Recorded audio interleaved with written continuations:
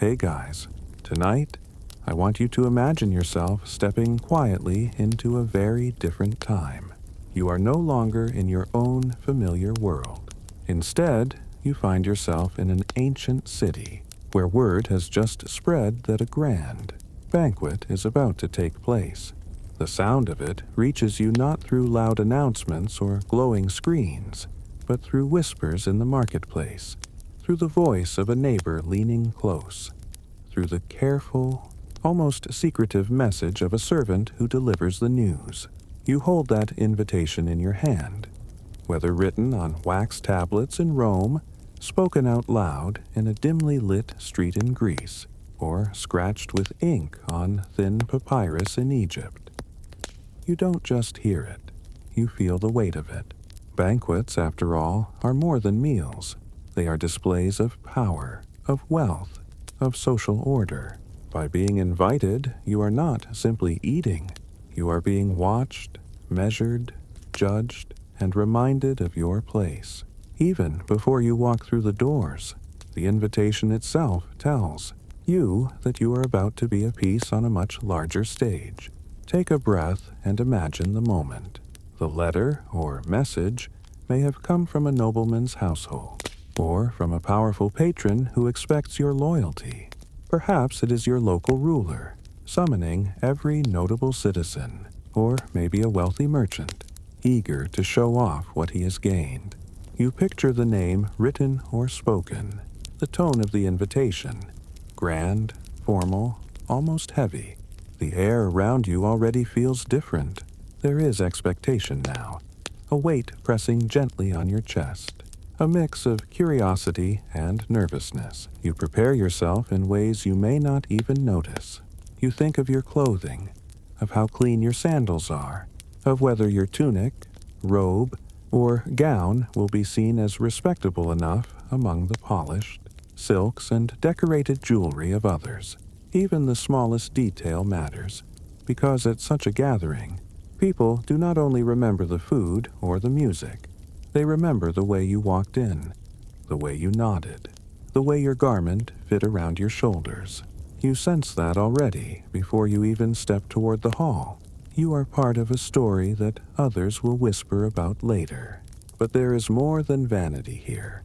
In your stomach, a slow ripple of hunger begins, not just for food, but for belonging. You know that the banquet will not simply fill your belly. It will fill a certain social hunger, too, that deep and silent craving humans have always carried. To be seen, to be included, to be remembered by others. Even if the feast is uncomfortable, even if the dishes are strange, you know you will go.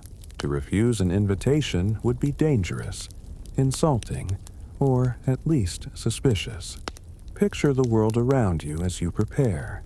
Outside, the streets are still busy with carts carrying vegetables, meats, amphorae of wine, baskets of bread. You hear the thump of wheels, the braying of donkeys, the bargaining voices of market sellers.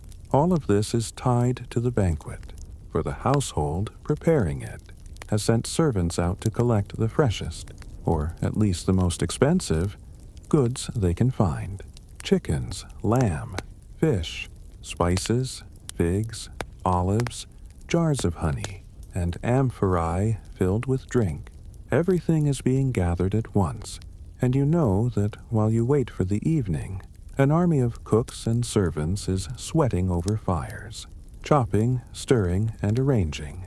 The entire city, in some quiet way, bends around the preparation of this event. Now look again at the invitation in your hand, or the message echoing in your ears.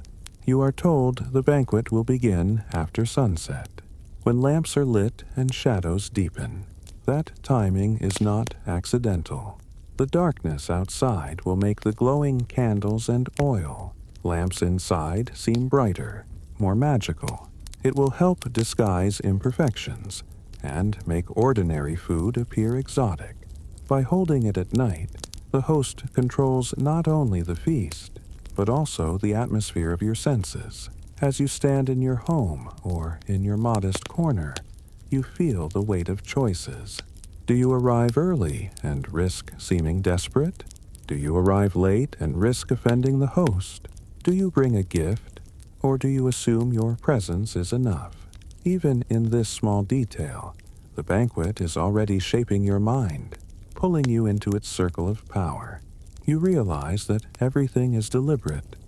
Every glance, every gesture, every step will be noted. But for now, you wait. The day feels longer because of what is coming. You listen to the city and imagine the others who have received the same summons. Some are nervous like you. Others are proud, already polishing jewelry or oiling their hair.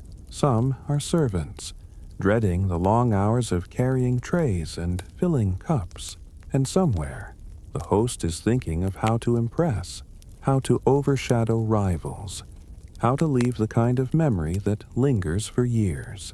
The sun dips lower, and shadows lengthen across the stone streets. Lamps are being prepared. Fires are being stoked. You can almost smell the faint mixture of roasting meats and spiced wine drifting from the great house, where the feast will unfold. The invitation in your hand, or in your mind, feels warmer now, heavier, as though it is drawing you forward. This is where you find yourself, on the edge of something grand yet uncertain. You know that when you walk through those doors later, you will not just be eating. You will be entering into a performance, into a world where food is not only nourishment, but theater, and where your presence is both a privilege and a burden. So you breathe deeply, you adjust your garment one last time, and you imagine yourself taking that first careful step toward the place where the banquet will begin.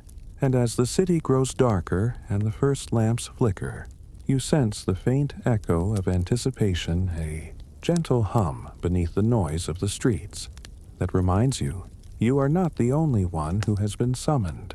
Many others will gather there too, and together you will discover that the banquet, for all its glamour, is far more complicated than it first appears.